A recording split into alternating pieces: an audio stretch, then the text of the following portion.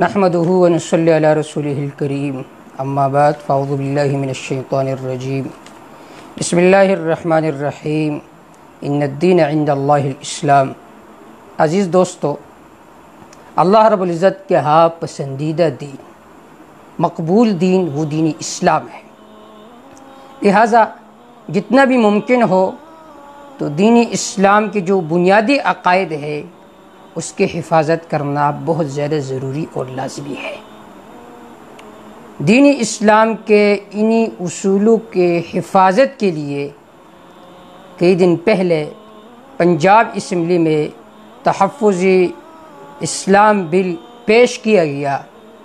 اور جنہوں نے اس بل کو پیش کیا ہم انہیں خراج عقیدت پیش کرتے ہیں۔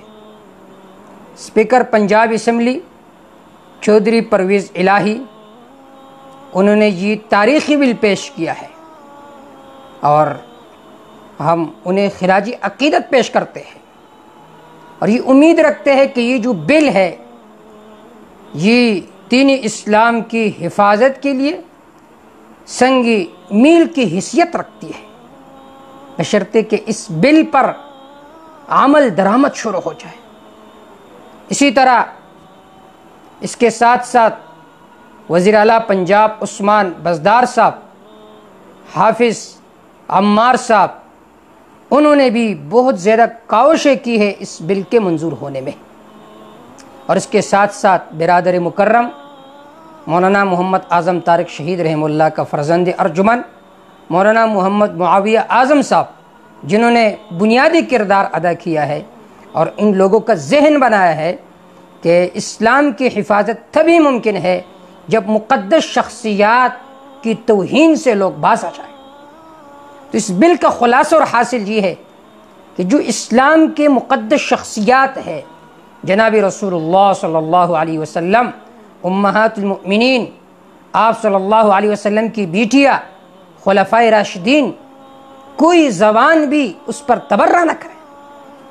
اگر کوئی ایسا لٹریچر ہو بازار میں، مارکیٹ میں،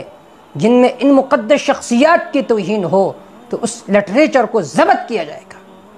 اور جو اس قانون کی خلاف ورزی کرے گا تو اس کو 5 سال قید اور 5 لاکھ جرمانہ اس پر عائد اور لازم ہوگا۔ ہم امید کرتے ہیں کہ اللہ تعالیٰ اس کو عملی جامہ پہنائے، اور صرف پنجاب میں نہیں بلکہ KPK میں، سندھ میں، بلوچستان میں، ان سب صوبوں میں یہ بل پیش کیا جائے، اس پر عمل درآمد ہو۔ جن شخصیات نے